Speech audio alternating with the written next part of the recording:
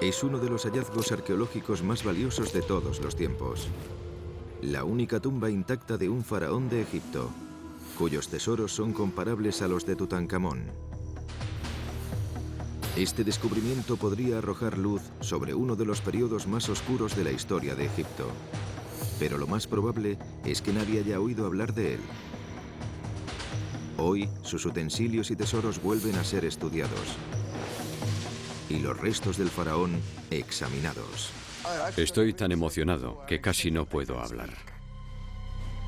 Todas nuestras suposiciones sobre el pasado pueden quedar desmentidas si nos sumergimos en los misterios del faraón de plata de Egipto.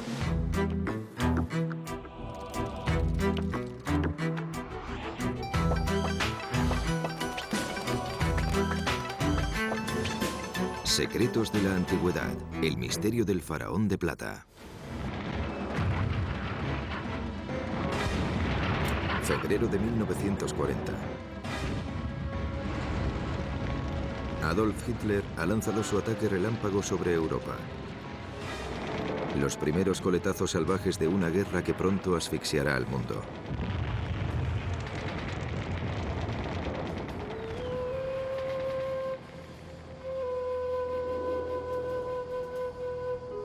Por el momento, Egipto está lejos del campo de batalla. En una excavación cerca del Nilo, un equipo de arqueólogos franceses llevan trabajando más de una década.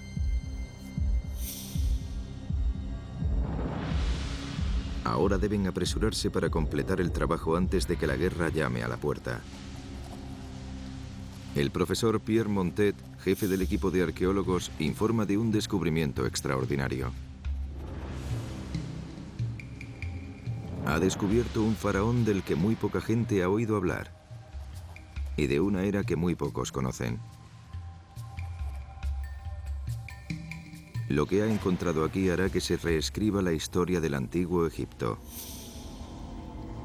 Pierre Montet ha estado buscando pistas que le ayuden a esclarecer uno de los periodos más oscuros de la historia de Egipto. En torno al año 1000 a.C., se abre un pasaje oscuro dentro de una historia que se extiende durante 3 milenios. La Gran Pirámide de Egipto fue erigida por el faraón Keops durante lo que se conoce como Cuarta Dinastía. Los faraones más famosos, como Tutankamón o Ramsés el Grande, gobernaron más de 1000 años después, en la 18ª y 19ª dinastía. La última reina, Cleopatra, gobernó otros 1000 años más tarde.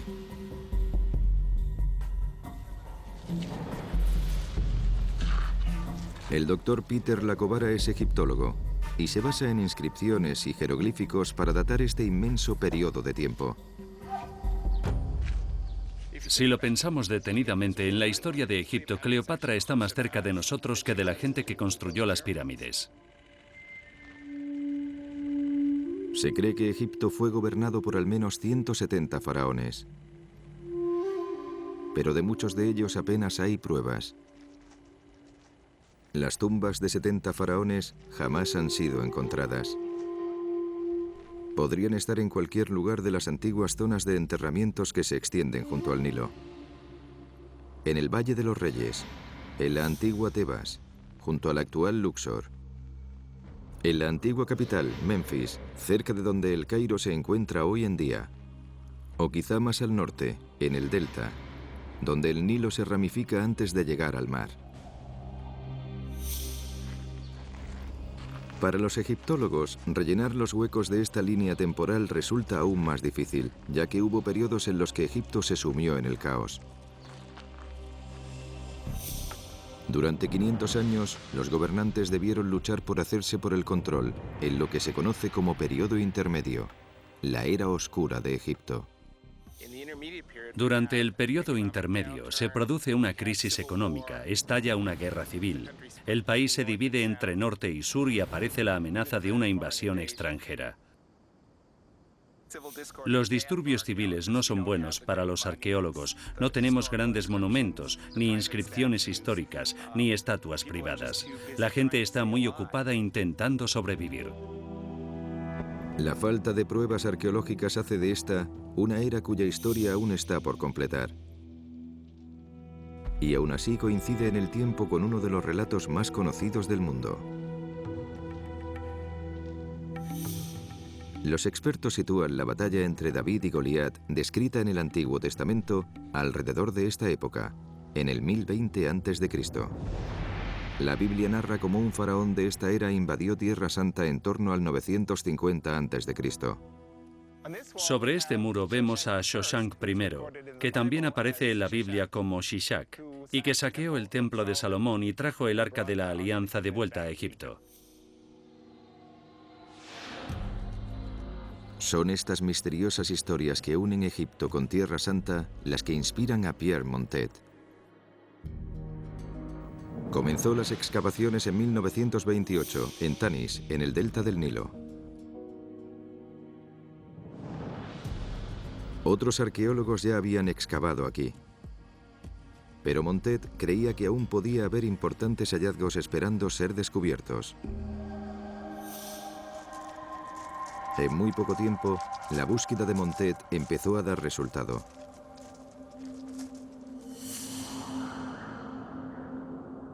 A lo largo de los años 30 desenterró los restos de un enorme templo, cuyas inscripciones indican que estaba dedicado al dios supremo de Egipto, Amón.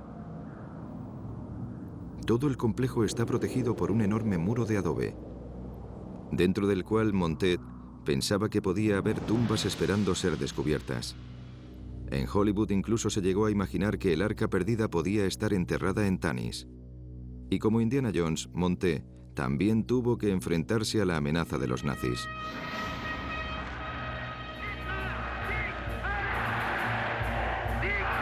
El mundo estaba al borde de la guerra. Adolf Hitler amenazaba con movilizar sus tropas de asalto en cualquier momento.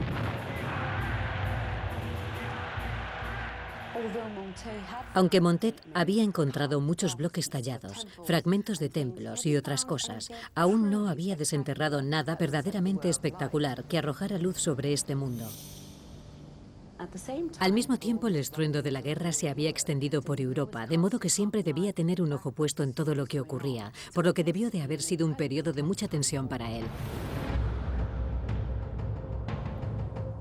En Tanis, el equipo de Montet casi había terminado de peinar todo el complejo del templo cuando se topó con algo cerca del muro.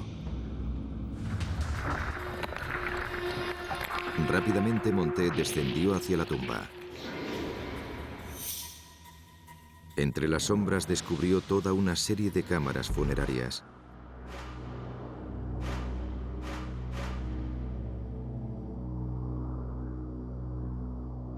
Pero sus peores temores se confirmaron rápidamente. Montet debió de sentir cómo se le hundía el corazón al entrar aquí, porque vio un agujero en el techo que no debía existir, y eso obviamente significaba que los saqueadores de tumbas habían entrado aquí antes que él. Se trataba de una tumba real, datada en torno al 850 a.C. Las inscripciones indican que esta tumba pertenecía a Osorkon II, que fue un faraón de la 22ª dinastía, y también que varios de sus familiares fueron enterrados aquí. Fue todo un descubrimiento significativo, pero no era una tumba real intacta y no saqueada. Montet era realista. En toda la historia de la arqueología en Egipto, ningún arqueólogo ha encontrado la tumba de un faraón que no haya sido saqueada.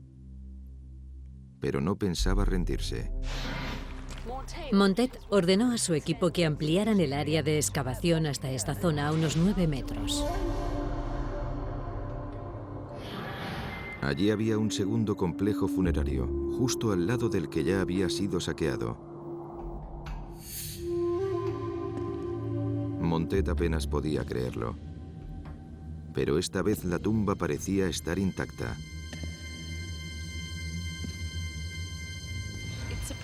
Es sorprendente que los saqueadores de tumbas que consiguieron saquear esta de aquí pasaran por alto la otra, que estaba a muy pocos metros.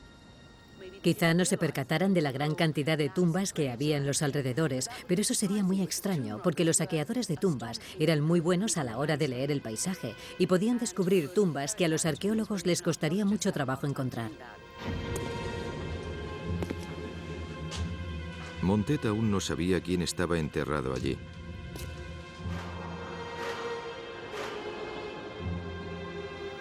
Pero en cuanto entró en la antecámara, la respuesta salió a la luz.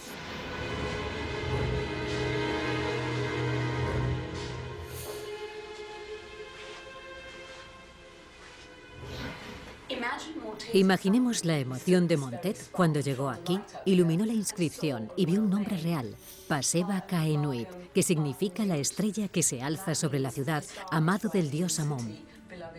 Y después vi otros muchos nombres reales, porque los faraones tenían infinidad de ellos. Aquí vemos, grandes son las manifestaciones de Ra, el elegido del dios Amón.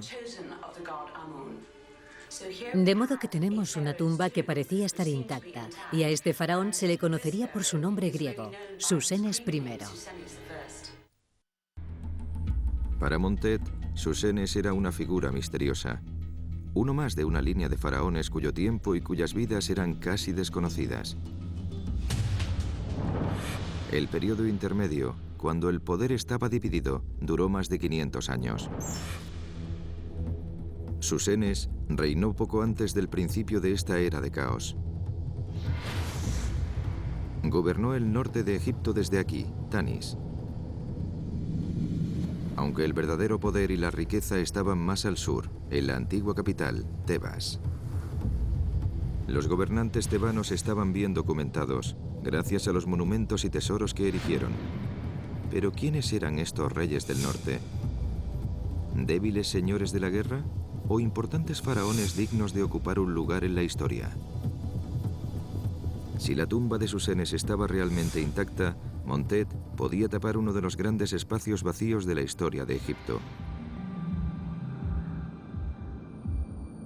La puerta que daba acceso a la cámara funeraria estaba fuertemente sellada con un enorme bloque de granito sólido.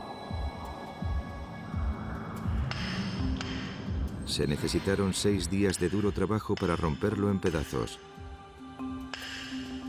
Después, por fin Montet pudo acceder al interior de la tumba.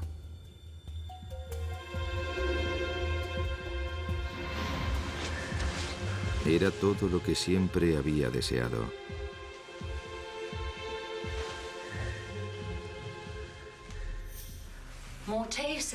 Montet dijo que la tumba estaba repleta de maravillas dignas de las 1001 noches. Y tenía razón, porque en el suelo de la tumba, justo aquí, había cientos de estatuillas.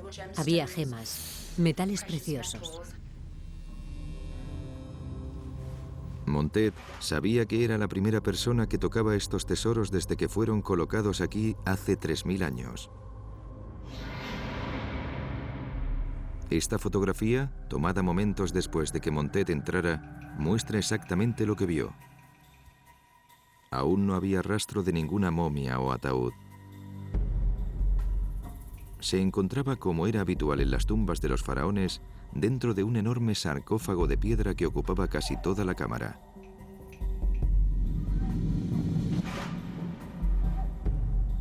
Estaba tallado y repleto de jeroglíficos. La enorme cubierta se conserva actualmente en el Museo Egipcio. Dentro de esta había otro sarcófago, también ricamente tallado. Montet y su equipo tuvieron que hacer palanca con mucho cuidado para abrir este sarcófago de granito y encontrar el verdadero ataúd del faraón en el interior. Cuando la noticia del hallazgo se difundió, Montet recibió la visita de un importante invitado.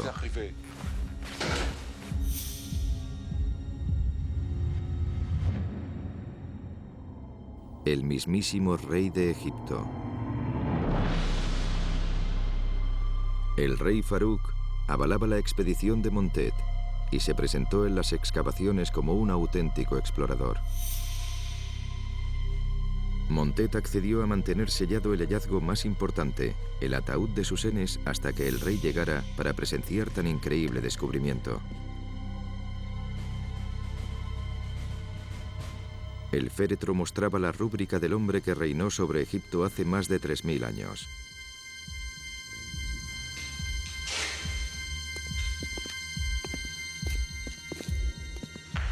Pero el rey Farouk quería ver tesoros, no tallas. Se le había prometido que vería algo único, muy diferente a todo lo que había visto en otras excavaciones.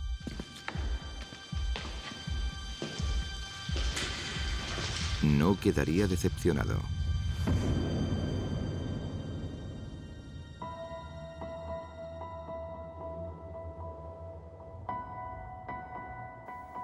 El sarcófago es una figura humana, tallada en plata, no en oro, como es costumbre.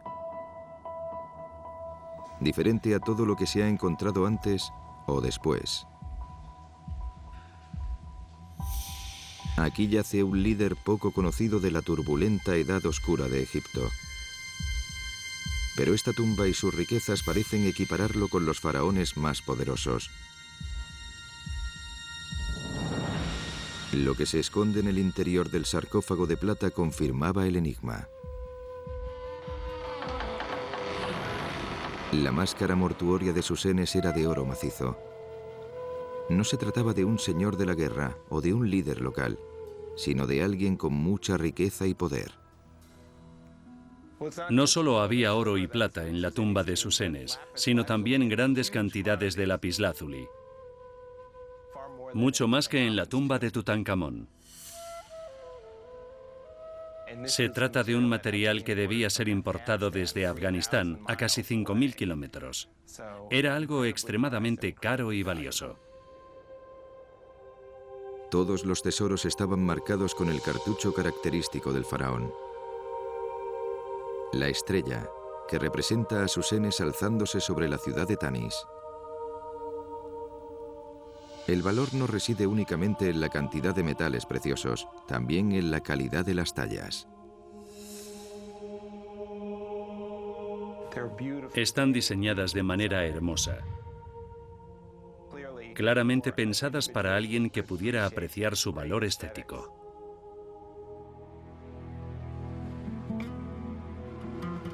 Montet deseaba tener meses para examinar con detenimiento todo lo que había encontrado, pero no tuvo ese lujo. Había hecho el descubrimiento más importante de su vida, pero el momento no podía ser peor. Los ejércitos de Hitler se han apostado en la frontera francesa. La invasión es solo cuestión de semanas. Montet ordena cerrar la excavación y se apresura a regresar a Francia con su familia. No volverá hasta dentro de 5 años. Los secretos de la tumba de Susenes son llevados a El Cairo para ponerlos a salvo. Aunque se trata de uno de los momentos más grandiosos de la arqueología, el descubrimiento de Montet pasa casi desapercibido.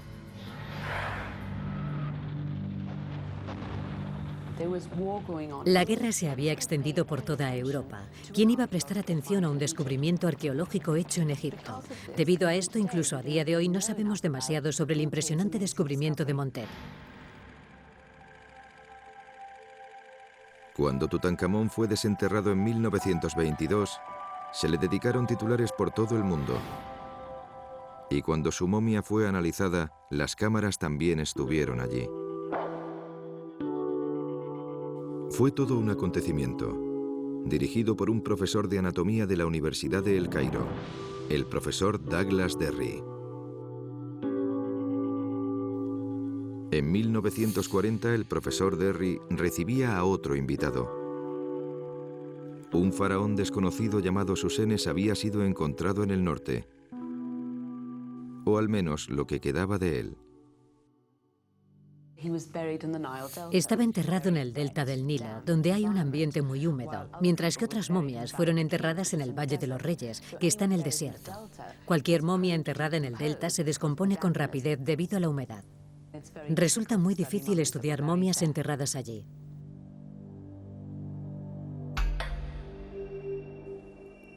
Derry llevó a cabo lo que hoy nos parecería un examen superficial. Podía decir con certeza que Susenes había muerto siendo ya anciano, pero pasó por alto pruebas muy importantes. Después, los huesos fueron enterrados de nuevo, pero esta vez no en una tumba real, sino en los archivos de la universidad.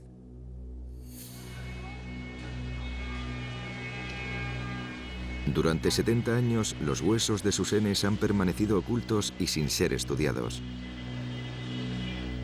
Pero hoy el profesor Gabala, el sucesor de Derry como profesor de anatomía, se dispone a retomar el análisis. Estoy tan emocionado que casi no puedo hablar.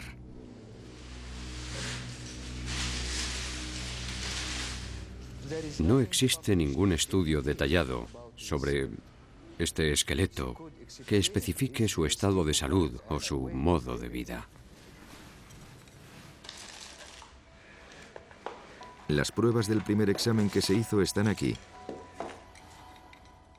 Los huesos más pequeños siguen en las viejas cajas de cigarrillos del profesor Derry. Aunque el tejido blando ha desaparecido, los huesos de Susenes revelan mucha información sobre el faraón. Medía 1,66 y era de complexión fuerte. Tal y como señaló Derry, Susenes murió siendo anciano. Puede que rondara los 80 años, en una época en la que la esperanza de vida era de 35. El desgaste y las marcas de los dientes confirman la opinión de Derry. Pero el análisis del profesor revela nuevos e impresionantes datos. Concretamente en la séptima vértebra cervical, el columna vertebral del rey. Este es un descubrimiento que he hecho durante mi análisis. El rey se rompió la columna y se recuperó estando aún con vida. Y ahora la fisura está reparada. Si miramos estas irregularidades y la curvatura de la espina dorsal, es algo que no menciona el profesor Derry. Es un descubrimiento que he hecho yo. Es una fractura conocida como fractura del cavador. Y puede hacernos pensar que el faraón no llevaba una vida sedentaria. Esta fractura se produce por un trabajo excesivo de las extremidades superiores. La fractura vertebral de Susenes se curó con el paso del tiempo. Pero también hay pruebas de una enfermedad crónica en la zona lumbar. El rey sufría una enfermedad de los tejidos conjuntivos, una enfermedad reumática que provocaba la osificación de los ligamentos de la columna vertebral. El profesor Derry lo mencionó en su análisis, pero no diagnosticó la causa. El primer análisis detallado de los huesos de Susenes proporciona información muy valiosa sobre su vida. Y ahora, por primera vez, una artista forense intentará descubrir cuál era su aspecto real.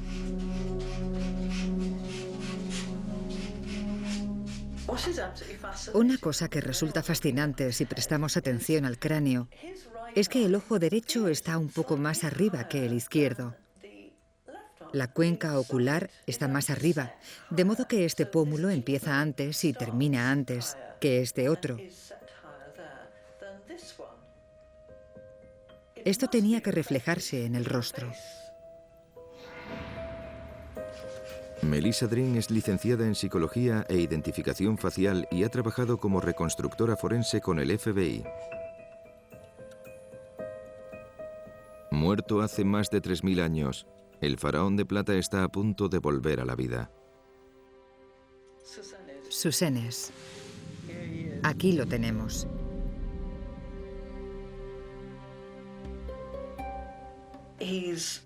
Tenía una complexión física muy fuerte, con la cabeza grande y el cuerpo compacto.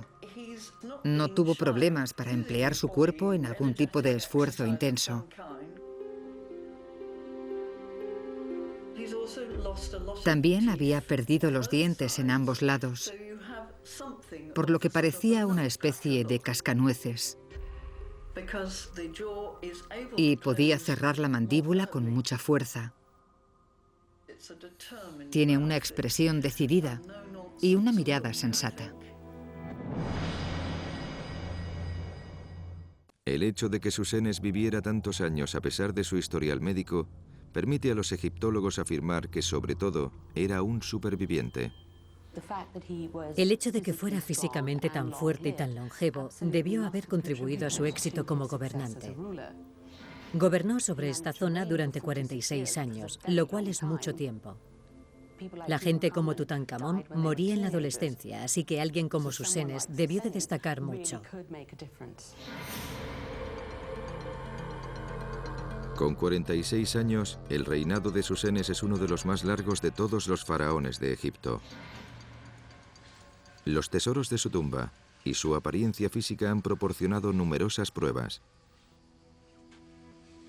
Pero los arqueólogos aún tratan de esclarecer la época oscura producida en torno al año 1000, cuando faraones como Susenes tuvieron que compartir el poder con sus rivales del sur del reino. Resulta irónico que esta época oscura de la historia de Egipto siguiera un periodo en el que los faraones gozaron de su máximo poder. Las semillas de la crisis que se vivió durante el reinado de Susenes fueron sembradas 200 años antes, por el faraón más poderoso de todos. Egipto alcanzó la cúspide de su poder con Ramsés II, Ramsés el Grande. Fue un constructor muy prolífico, el más grande que Egipto jamás había visto, y llegó a tener 100 hijos. Antes de Ramsés, en Egipto solo había dos centros de poder: Tebas y Memphis. La desmedida ambición de Ramsés le llevó a erigir una capital totalmente nueva en el delta del Nilo. La llamó Pir Ramsés, la casa de Ramsés. Pero Ramsés se divertía con un juego muy peligroso. La región del Delta era una de las zonas fronterizas de Egipto antes de que Ramsés empezara a colonizarla y a construir su nueva capital. Pero de algún modo, eso rompió el equilibrio. Mientras un gobernante fuerte como Ramsés el Grande podía mantener el control, en cuanto llegara uno más débil, el delta del Nilo podría quedar aislado.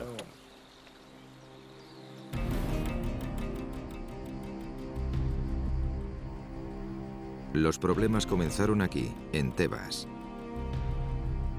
La única figura con suficiente poder como para desafiar al faraón era el sumo sacerdote de Egipto, quien estaba al cargo del gigantesco templo de Karnak. En cierto modo, el término sumo sacerdote puede llevar a confusión, ya que era más que una simple figura religiosa. Era el encargado del gran negocio que era en realidad este templo. Era un importante líder político que incluso podía estar al mando de una fuerza militar. El poder de los altos sacerdotes se basaba en la creencia de que eran capaces de influir en todo lo que ocurría, incluso en el más allá. El rey le cedía una parte del templo y después los sacerdotes del templo mantenían vivo su culto y sus monumentos. Así mantenían viva su memoria, que era algo esencial para los egipcios.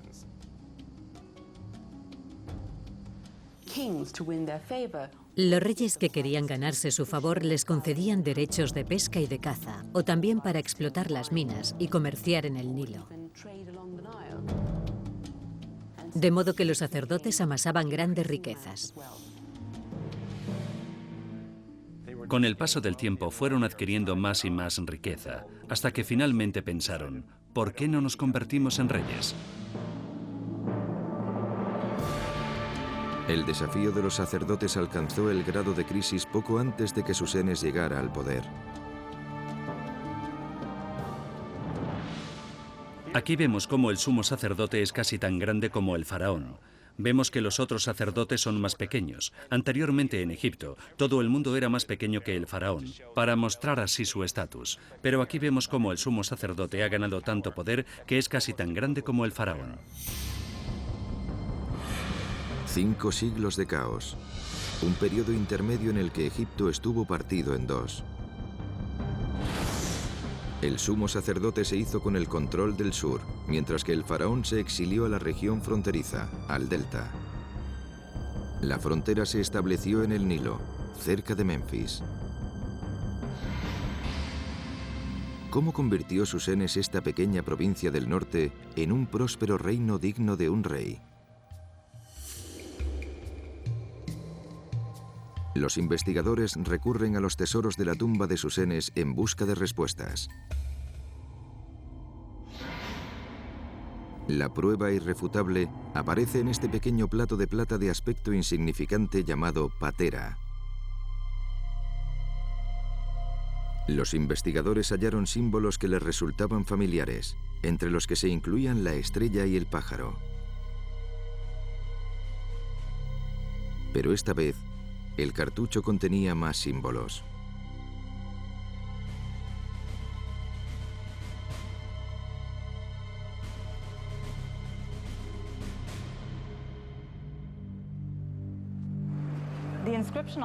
La inscripción de la patera dice: larga vida al Dios perfecto, Señor de las dos tierras, sumo sacerdote de Amón, Rey de dioses, elegido de Amón, y por último, Susenes. Lo más importante es que gracias a este plato sabemos que ostentaba el título de sumo sacerdote de Amón en el norte. De pronto, al descifrar estos jeroglíficos, todo cobra sentido. Susenes no solo era faraón, también era sumo sacerdote. El misterio del fabuloso tesoro escondido queda por fin resuelto. Tradicionalmente, el faraón obtenía su riqueza de los impuestos. Si eras granjero, que es lo que eran la mayoría de los habitantes de Egipto, tenías que entregar una parte de tu cosecha al tesoro del faraón. Tal y como hemos visto, el sumo sacerdote estaba adquiriendo más riqueza que el faraón.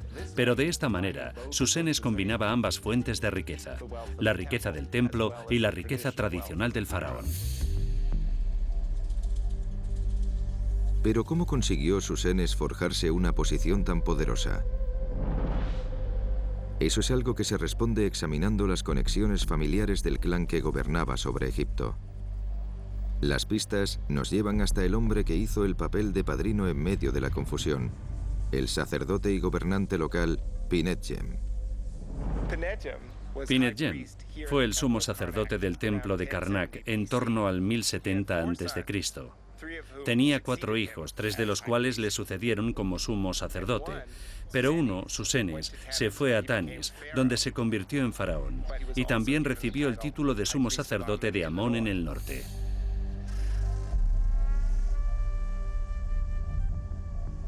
Decidido a aprovechar sus poderosas conexiones familiares. Las pruebas indican que Susenes envió a su hija a Tebas para que se casara con su hermano, una vez que éste se hubo convertido en sumo sacerdote de Karnak. De este modo pudo fortalecer las relaciones entre el norte y el sur. Descubrimos que no se trató de una época de caos y de conflictos, sino de algo muy diferente.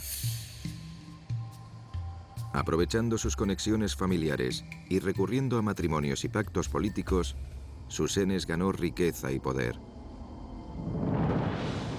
Pero una vez que lo tuvo, la pregunta es, ¿cómo lo ejerció? Estudios recientes han demostrado que Susenes fue el promotor de uno de los logros más extraordinarios de la antigüedad. Trasladar una metrópolis piedra a piedra.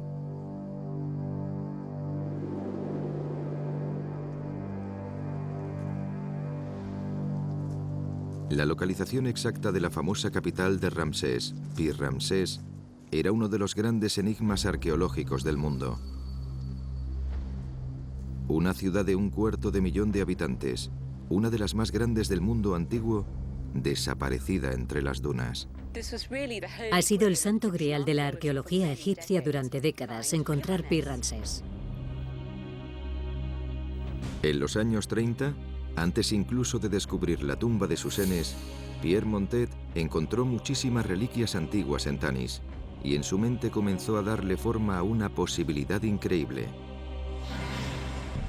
¿Habría encontrado el santo grial de la arqueología? Montet estaba totalmente convencido de que había encontrado la ciudad perdida de Pi-Ramsés, de modo que pensó que Tanis y Pi-Ramsés eran la misma ciudad. La razón por la que llegó a esa conclusión es porque encontró infinidad de bloques y estatuas tallados con el nombre de Ramsés II, como está aquí. Aquí podemos ver el cartucho con el nombre real de Ramsés II. De modo que todos estos cartuchos que estaban diseminados por todo el lugar le llevaron a pensar que esta era la ciudad de Pi-Ramsés.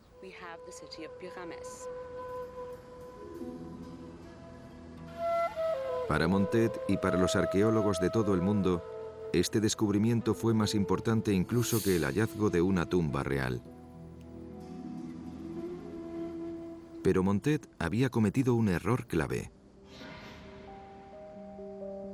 Su teoría parecía coherente, porque Tanis estaba a la orilla del río. Y las crónicas antiguas decían que Pi-Ramsés también estaba a orillas del Nilo. Pero en la región del delta de Egipto, el Nilo no tiene un único caudal. Tiene muchas ramificaciones. Y van cambiando con el paso del tiempo. Mientras una zona se mantiene elevada, otras quedan inundadas.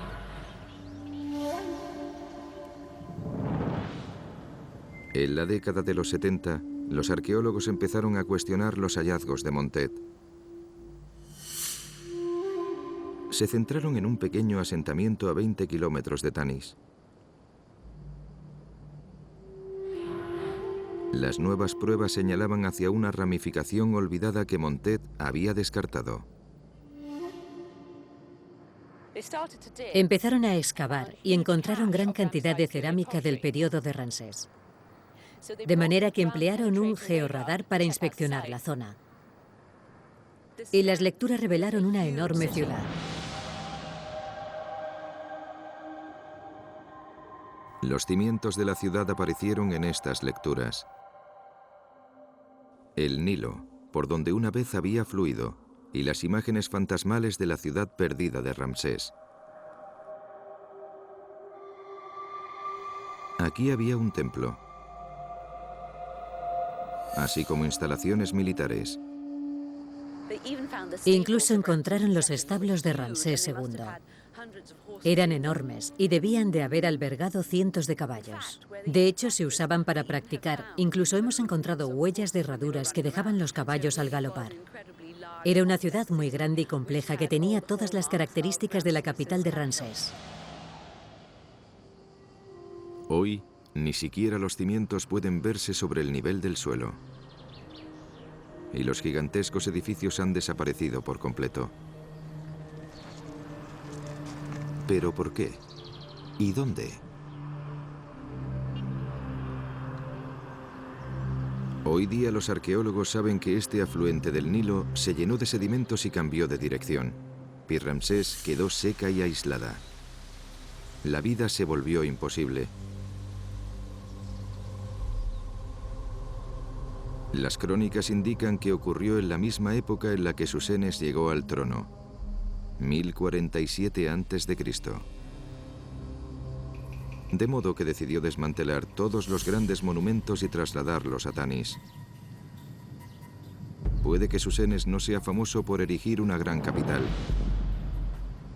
pero sí que rescató una. Imaginemos el enorme trabajo que debió de haber supuesto. Debió de haber sido como mover los grandes monumentos de Washington, la Casa Blanca, el Lincoln Memorial, y arrastrarlos a mitad de camino hacia Baltimore. Sin las lecturas del radar, puede que la gran hazaña de Susenes jamás hubiera salido a la luz. Montet había encontrado las grandes reliquias de la famosa ciudad de Ramsés, pero estaban en un lugar completamente diferente.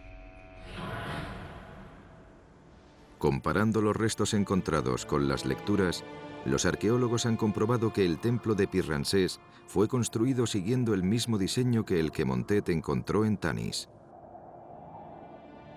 Aquí fue donde Susenes ostentó su doble cargo, como sumo sacerdote y como rey del norte.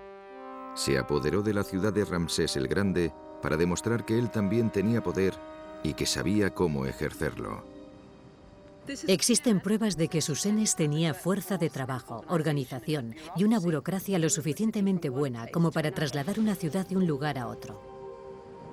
También tenía el valor y el descaro necesarios para hacer que esta nueva ciudad cobrara vida. El poder y la riqueza de Susenes, unidos a su largo reinado, le permitieron tener el lujo de planificar la decisión más importante que un faraón debía tomar: cómo afrontar la vida eterna. La elección de los objetos que llevarse a la tumba era sumamente importante. Lo que los egiptólogos se preguntaron es por qué eligió plata para su sarcófago en lugar de oro.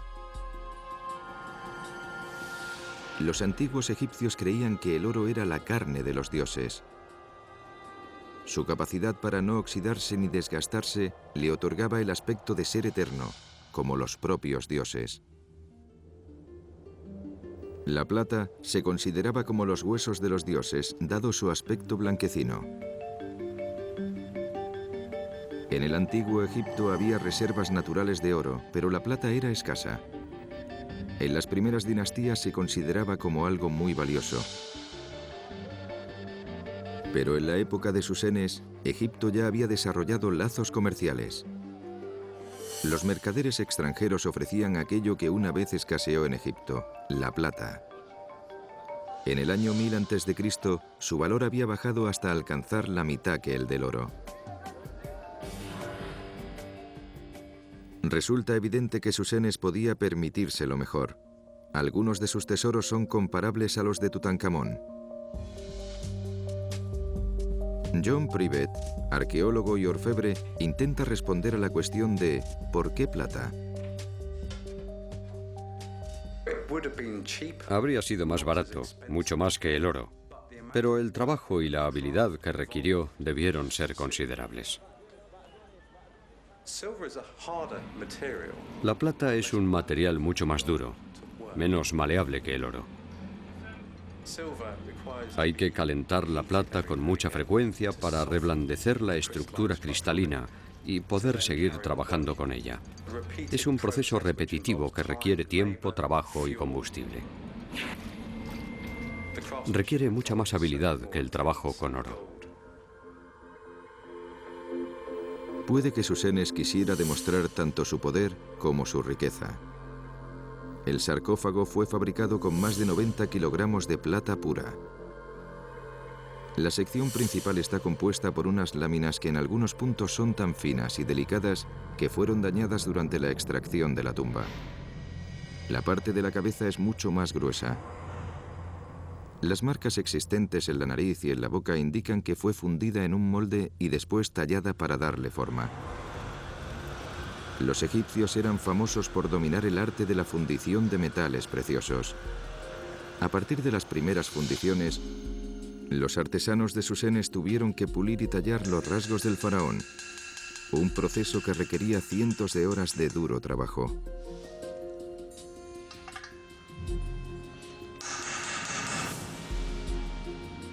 Hoy, el sarcófago de plata es uno de los grandes tesoros del Museo Egipcio, un recordatorio permanente del impresionante hallazgo de Montet. Él moriría en 1966, creyendo que la ciudad que había descubierto era Pi-Ramsés. Pero su impresionante descubrimiento de la tumba de Susenes sigue siendo uno de los momentos clave de la arqueología. Susenes jamás ha disfrutado de la fama de Ramsés o de Tutankamón, pero su estrella comienza a elevarse. Actualmente los investigadores han retomado el trabajo iniciado por Montet y empiezan a levantar el velo de la que se considera como la Edad Oscura de Egipto. Susenes fue un hombre increíble. No solo trasladó la capital de un lugar a otro, sino que también construyó una espectacular tumba que ha conseguido resistir al paso del tiempo y a los expolios de los saqueadores. Su figura debe ser reevaluada y debemos prestar una mayor atención a este destacado faraón de la 21ª dinastía. Susenes habría pensado que erigiendo un enterramiento tan elaborado, estaría asegurándose la inmortalidad. 3000 años más tarde, podemos volver la vista atrás y decir que eso es exactamente lo que consiguió.